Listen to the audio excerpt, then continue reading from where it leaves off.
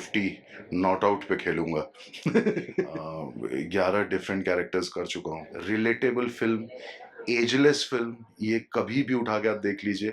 अभी के जनरेशन में मैं लिख के देता हूँ, उससे नेचुरल किसी एक्टर को मैंने नहीं देखा है। जो मैं हूँ, मैं शायद उसी को जी रहा था। सबसे पहले तो स्वागत है पटेल रिपोर्टर पर। Thank you. सर, आपकी जर्नी की अगर मैं बात करूँ, आपके एंटरटेनमेंट इंडस्ट्री में इतने साल दिए, आपको हर किरदार को बखूबी सराहा गया है।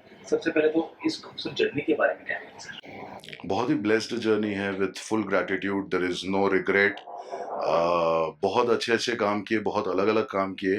बट अभी टोटल मैं बताऊं तो इस समय तक कुछ गिनूं अगर मैं प्रॉपर, तो 47 डिफरेंट कैरेक्टर्स कर चुका हूं, एंड 3 मोर टू गो। उसके बाद 50 नॉट आउट पे खेलूंगा। अब बात करो अब आपकी, आपने काफ़ी सारे टीवी शो, पब्लिक शो किए हैं, फिल्म किए हैं, लेकिन अगर आपको पर्सनली कोई एक प्रोजेक्ट चुनना हो, तो कौन सा आपका फेवरेट हो जिसकी एक्सपीरियंस कभी आपने किया नहीं, या फिर कोई ऐसी? नहीं, एक्सपीरियंस तो जुड़ता चला जाता है।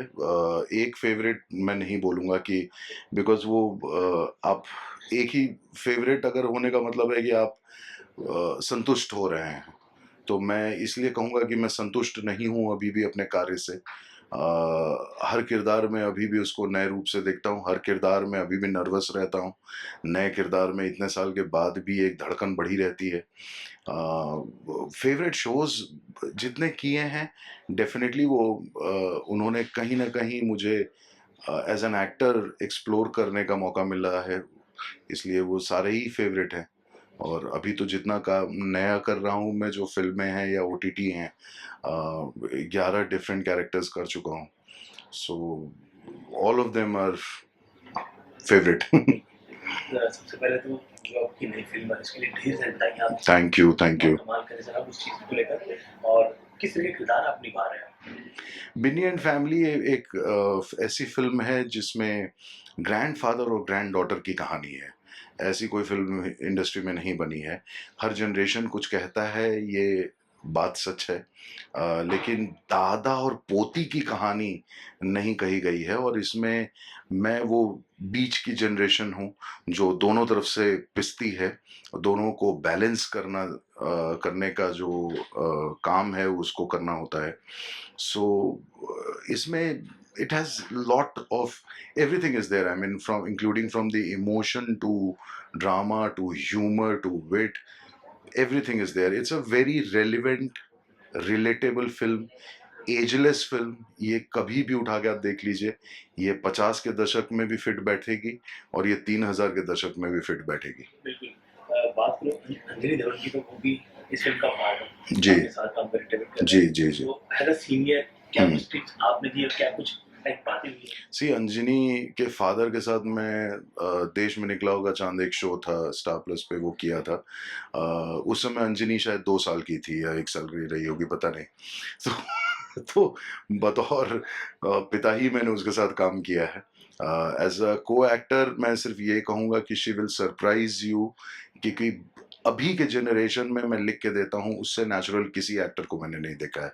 और ख़ास करके सेट पे इतनी तैयारी के साथ आना, और फिल्म में इतनी तैयारी के साथ फिल्म को करना, I think this film will bring a new face to this Bollywood industry, where people would love and admire and would like to and would love to see her films.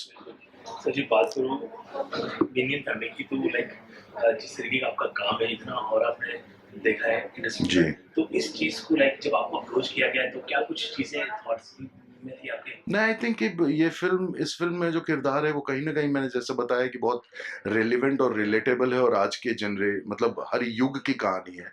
So I think कि अभी आप जो हैं, शायद अभी आपकी जो कद-काठी है, अभी आप जिस उम्र के पड़ाव में हैं, उसके हिसाब से ये परफेक्ट रोल था। And the only thing I had to live with this film is, I actually had to live myself. जो मैं हूँ, मैं शायद उसी को जी रहा था। और स्क्रिप्ट इतनी खूबसूरत संजय जी ने लिखी हुई थी कि उसमें अपना कुछ ज़्यादा ज्ञान देने की आवश्यकता नहीं पड़ी। बिल्कुल। आपने फैंस को कॉमेडी करके भी बखूबी हँसाया है। आपका कॉमिक कैरेक्टर को फैंस ने काफ़ी प्यार दिया।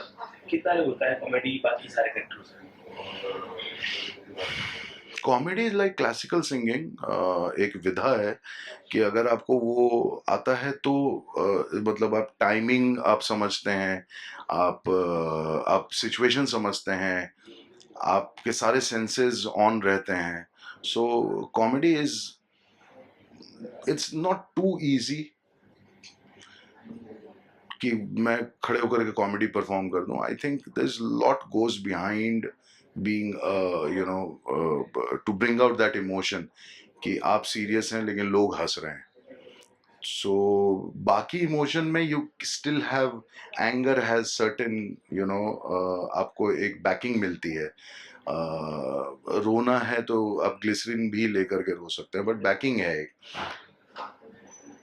कॉमेडी एक ऐसा इमोशन है जो बहुत बहुत इजीली नहीं हो पाता है, क्योंकि बहुत सारी चीजें उसको लगती हैं बनाने में। एंड आई थिंक ये आपकी अपनी पर्सनालिटी भी कई बार उसको सहूलियत देती है, थोड़ा सा इजी करती है आपके लिए। So I I feel that it's actually difficult. It's sir ji, इस प्रोजेक्ट के अलावा और क्या कुछ है हमारे सबके पिटारे में? और पिटारे में अभी तो खैर ये मेरी फैमिली आई है सीजन 4 अमेजॉन मिनी टीवी पे।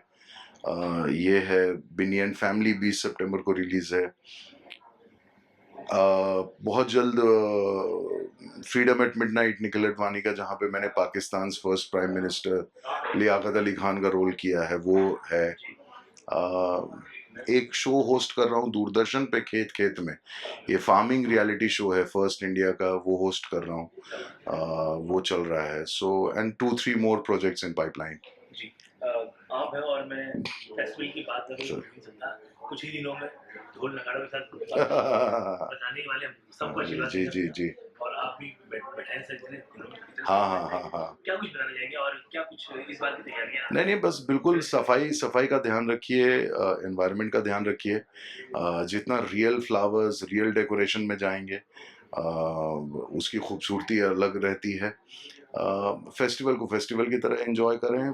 गणपति जी को मतलब मैं तो गलत आदमी हूँ ज्ञान दूंगा, क्योंकि मैंने तो अपने रोल के लिए वजन बढ़ाया हुआ है, लेकिन गणपति फेस्टिवल खाने से संबंधित नहीं है, ये ज्ञान से संबंधित है, ये इंटेलिजेंस से संबंधित है। फर्स्ट स्कॉलर हैं, मतलब गणपति बप्पा जो हैं, आप हम देखते ही हैं किताबों के साथ और कॉपी के साथ। सो treat this festival more as